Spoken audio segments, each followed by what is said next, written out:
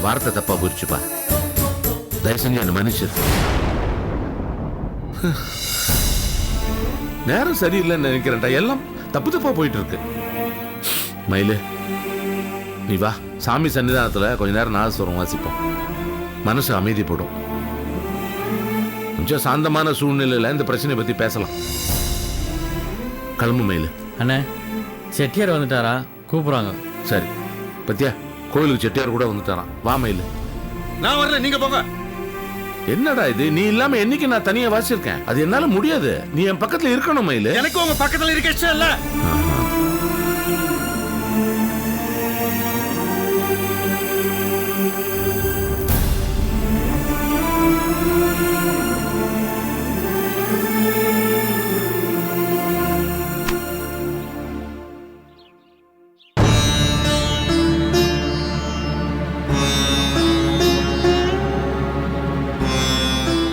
பாத்தியா உங்க அண்ணன் பேசுனத? கொஞ்சமாவது காது கொடுத்து கேக்குறாரா? அதுக்கு மேல அவர் பெத்தது இருக்கு. டேய் பாண்டி,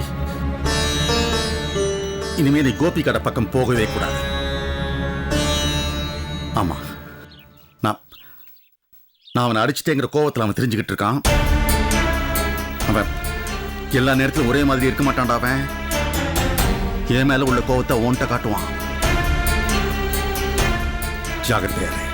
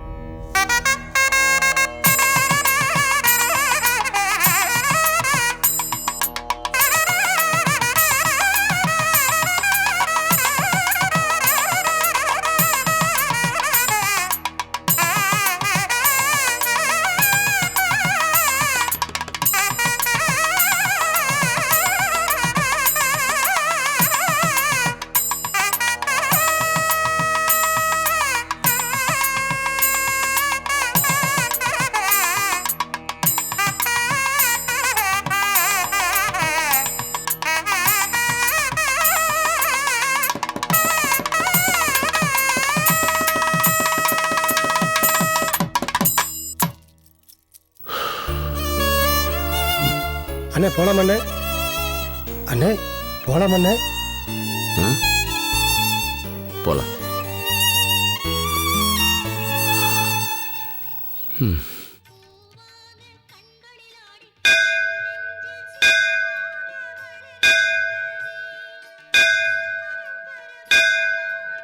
ஈஸ்வரா, எல்லாரும் நல்லா இருக்கணும்ப்பா. வாங்க சொக்கலிங்க, நல்லா இருக்கீங்களா? நல்லா இருக்கேன் ஐயா. எங்க அவன் தம்பி மயிலை காணா? மயிலு கல்யாண வேலையில இருக்கான். சொல்ல மறந்துட்டேன் ஐயா, என் மூத்த பொண்ணு கல்யாணம் வச்சிருக்கிறேன். நல்ல காரியம் வச்சே, நல்லபடியா செய்யுங்க. நல்லபடியா செய்யணும்னா உங்க ஒத்தாசை அவசியம் தேவை. சொக்கலிங்க, இந்த கோவிலுக்கு பாரம்பரியம் அதுக்கு நீங்க உங்க நல்ல கிட்டத்துக்கு உதவி செய்ய என்னுடைய கடமை. உங்களுக்கு என்ன உதவி செய்யணும்னு சொல்லுங்க, இப்ப செய்கிறேன். கொஞ்சம் பண உதவி செஞ்சீங்கன்னா ரொம்ப உதவியா இருக்கும். எவ்வளவு பணம் வேணும்? எனக்கு இவ்வளவுதான் வேணும்னு சொல்ல முடியல. நீங்க எவ்வளவு தருவேன்னு சொன்னீங்கன்னா என்னால எப்படி திருப்பி தர முடியும்னு யோசிச்சுட்டு நான் வாங்கிக்கிறேன். சொக்கு, வித்தியாசமான ஆளு. ஒரு 20,000 மணி தட்டுமா? ரொம்ப சந்தோஷங்க. நான் என் சன்மானத்துல இருந்து கொஞ்சம் கொஞ்சமா திருப்பி கொடுத்துறேன். சொக்கலிங்க, திருப்பி தரேன் தராது உன்னுடைய இஷ்டம். இது வரைக்கும் நீங்க எதுவுமே கேட்டது கிடையாது. கேட்க வேண்டிய தேவையே இல்லாம இருந்துச்சு இத்தனை நாள். இப்பதான் சூழ்நிலை அப்படி அமைஞ்சிருச்சு. வாங்கிக்கங்க. எப்ப தரட்டும்? இப்ப தரட்டுமா? இல்ல நான் கல்யாணத்துக்கு முதல் நாள் வாங்கிக்கிறேன். உங்க விருப்பம், எப்போனா வாங்கிக்கங்க. கல்யாணத்தை சிறப்பா நடத்தணும். நீங்க வீட்டுல இருக்கிற நேரம் தெரிஞ்சுட்டு வந்து நான் முறைப்படி பத்திரிகை சரி சொக்கலிங்க, வர 15ஆம் தேதி தேர ஓட்டம். நீங்களும் தம்பி வந்து வாழ்ச்சி சபை கலக்கட்டணும். வரட்டுமா? சரி.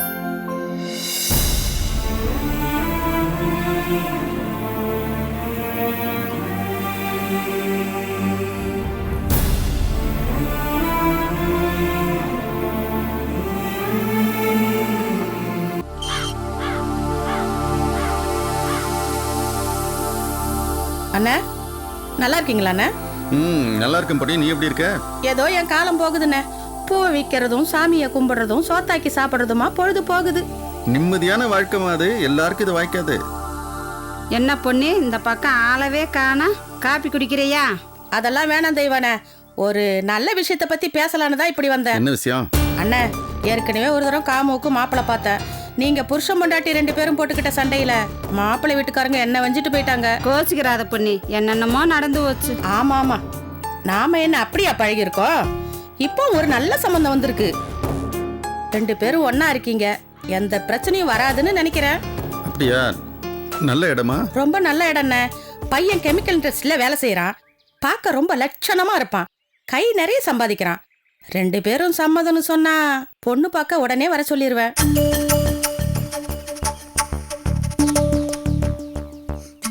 சரி, அவங்கள வர சொல்.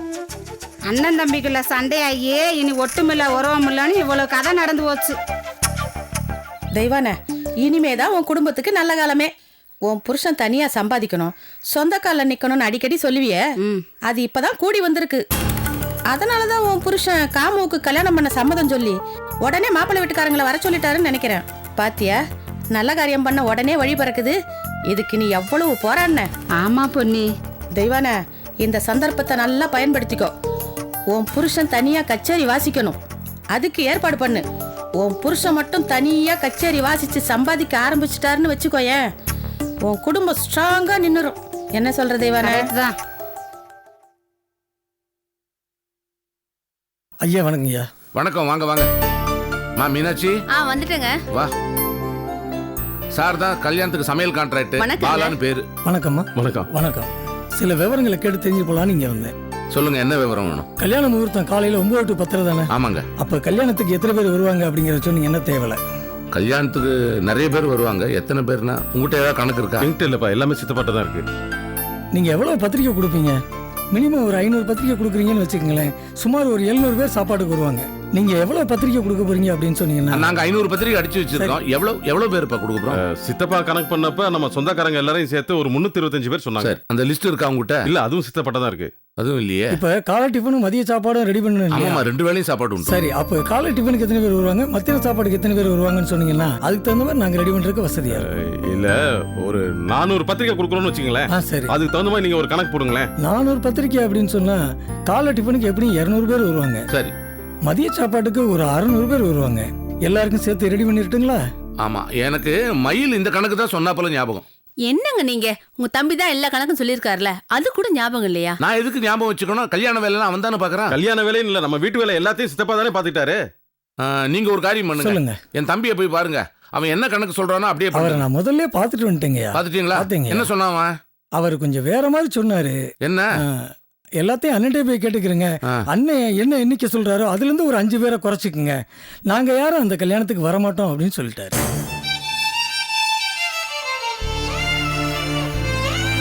அண்ணே, நீங்க இப்ப கிளம்புங்க. நான் எல்லாத்தையும் கலந்துக்கிட்டு ஒரு 2 நாள்ல உங்களுக்கு ஃபோன் பண்றேன். அப்படிங்களா? சரி, நான் போயிட்டு வரேன். வாங்க. வாங்க. அம்மா வர்றேம்மா. தகவல் சொல்றேன்.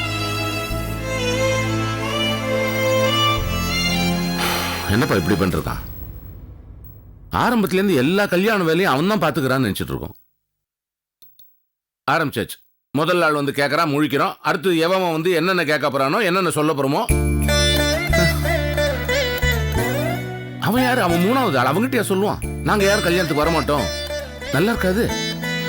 சித்தப்பா பேசுவார்ப்பா, ஆனா வந்துருவாரு. வரணும் கோபி, அவசியம் வரணும். இல்ல ஒட்டுமொத்த குடும்பத்துக்கும் அவமானம்.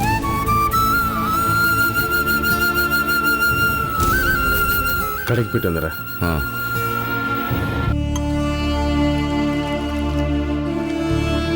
இந்தாங்க காப்பி.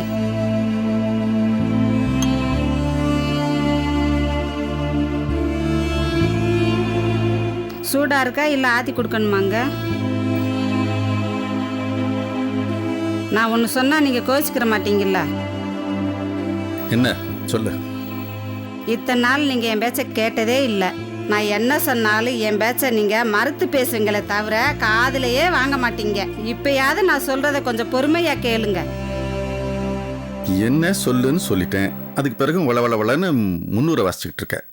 என்ன சொல்லு. இங்க பாருங்க, இத்தனை நாள் உங்க அண்ணன் கூடயே ஒத்து ஊதிட்டு இருந்தீங்க. கச்சேரி மட்டுமல்ல, எல்லாத்துலயும் ஒத்து ஊதிட்டு சொந்தமா எதுவும் பண்ணாம விட்டுட்டீங்க. சேர்ந்து கச்சேரிக்கு போறதும் கிடைக்கிற காசை வாங்கி குடும்பம் நடத்துறதுமா காலம் ஓடி போச்சு. அடுத்து என்னதான் பண்ண போறீங்க?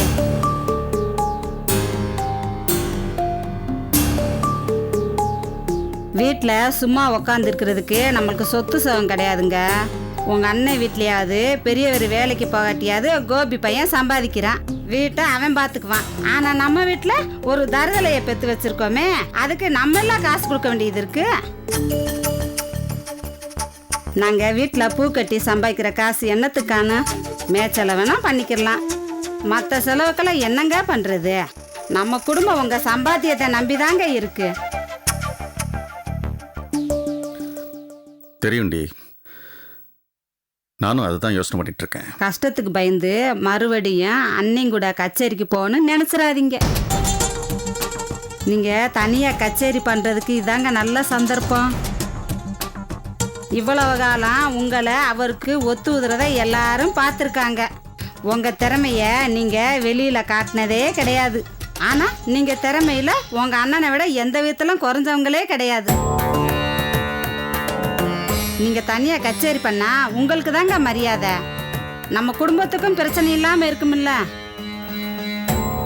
என்னங்க யோசிக்கிறீங்க? இந்த மாதிரி சமயத்துல நம்ம வீக் ஆயிடக்கூடாதுங்க. இப்ப நம்ம கஷ்டப்பட்டாலும் ஊர்ல என்ன பேசுவாங்கன்னு தெரியுமா? அண்ணன் கூட இருந்த வரைக்கும் நல்லா இருந்தாரு, அவர்கிட்ட இருந்து பிரிஞ்சு வரவும் தாழ்ந்து போயிட்டாங்கன்னு பேசுவாங்க. அவர் இல்லாம உங்களால தனியா எதுவும் பண்ண முடியாதுன்னு கேவலமா நினைப்பாங்க. உங்களை பத்தி எனக்கு நல்லா தெரியுங்க. உங்க அண்ணனுக்கு நீங்க முதுகெலும்பா இருந்தீங்க. நீங்க அவ்வளவு கெட்டிக்காரருங்க. உங்களை இழந்தது உங்க அண்ணனுக்கு வேணுமா நஷ்டமா இருக்குமா தவிர உங்களுக்கு எந்த விதத்திலும் குறைச்சலே இல்லைங்க. அதை நீங்க நிரூபிக்கணுங்க, புரியுதா?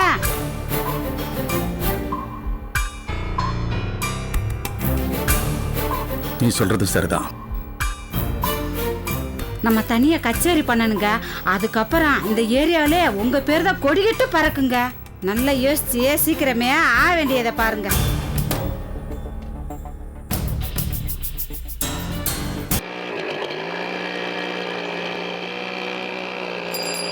ஹலோ,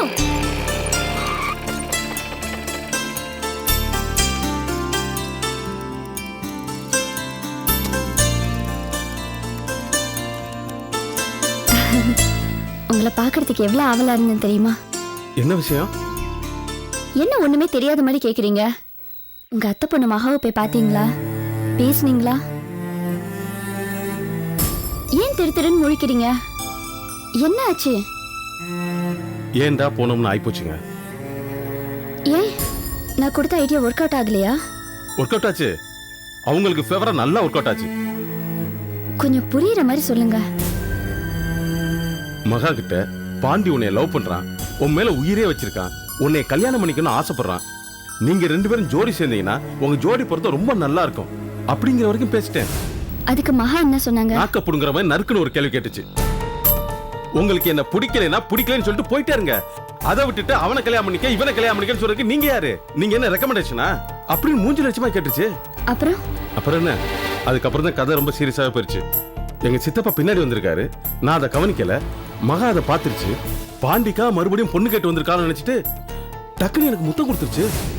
முத்தம் எங்க கொடுத்தாங்க? அந்த வீட்டுக்கு முன்னாடி ஒரு வைக்கப்போர் இருக்குங்க, அந்த வைக்கப்போர் பின்னாடி வச்சு கொடுத்துச்சு. நான் அதை கேட்கல, உங்களுக்கு எங்க கொடுத்தாங்க? எனக்கு கன்னத்துல. அதை எங்க சித்தப்பா அங்க பாத்துட்டாரு. அவர் என்ன பண்ணிட்டாரு, நான் தான் முத்தம் கொடுத்தேன்னு நினைச்சு வேகமா ஓடி வந்து என்னை அடிச்சிட்டாரு. அதுக்கப்புறம் எங்க அத்தை ஓடி வந்து எங்க 2 பேரையும் பிரிச்சு விட்டு அவரை திட்டி அனுப்பிச்சு விட்டாங்க. அவர் போனதுக்கு அப்புறம் எங்க அத்தை என்னை மடக்கி மடக்கி கேள்வி கேட்டாங்க பாருங்க. என்ன கேட்டாங்க? கோபி, வெளிப்படையா பேசு, என் பொண்ணை கல்யாணம் பண்ணிக்கிறதுக்கு உனக்கு இஷ்டமா இஷ்டம் இல்லையா, உடனே சொல்லு அப்படின்னு கேட்டாங்க. அதுக்கு நீங்க என்ன சொன்னீங்க? என் மக ஒன்னும் பொம்மை இல்ல, அவள் ஆளாளுக்கு தூக்கி வச்சு குழப்பிக்கிட்டே இருக்கீங்க. இனி என் மக வாழ்க்கையில ஒரு குழப்பமோ இல்ல நீ கல்யாணம் பண்றது ஏதாவது பிரச்சனை வந்தாலோ நானும் என் மகளை மருந்தை குடிச்சு செத்து போவோம்னு சொல்றாங்க. நான் என்ன சொல்ல முடியும்? சரின்னு சொல்லிட்டேன். இதுல மகா பொம்மை இல்லைங்க, நீங்க தான் பொம்மை. உங்களுக்குன்னு விருப்பு வெறுப்பெல்லாம் கிடையாதா? அதை யாருக்கிட்டையும் சொல்லவும் மாட்டீங்களா? இருக்குங்க, நானும் ஒரு மனுஷன் தானே. ஆனா குடும்ப சூழ்நிலை ஒண்ணு இருக்குல்ல, அதெல்லாம் யோசிச்சு பார்க்கும்போது இதை கொஞ்சம் தள்ளி வச்சுட்டேன். எங்க குடும்பத்துல எல்லாரும் ஒற்றுமையா இருக்குன்னு நினைக்கிற ஆள் நான். என்னால என் குடும்பம் உடைஞ்சு போயிடக்கூடாதுன்னு பயப்படுறேன். என்ன சொல்றீங்க?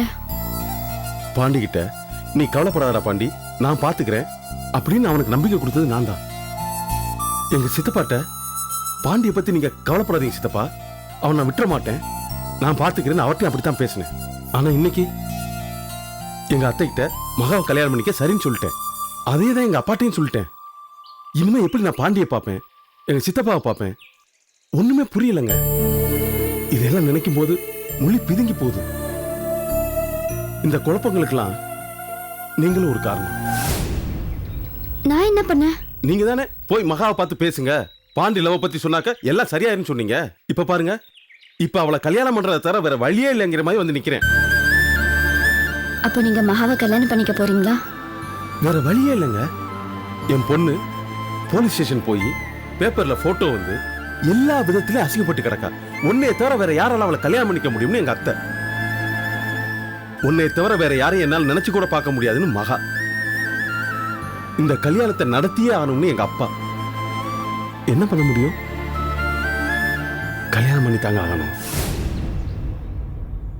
கல்யாணங்கிறது எவ்வளவு சந்தோஷமான விஷயம்.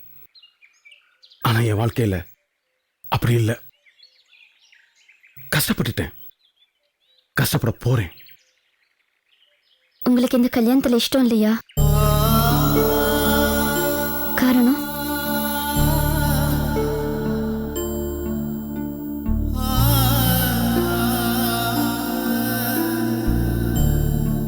சில விஷயங்களை சொல்ல முடியும், சில விஷயங்களை சொல்ல முடியாது. அப்படியே சொல்ல நினைச்சா கூட முன்னாடியே சொல்லியிருக்கணுங்க. கரெக்ட்.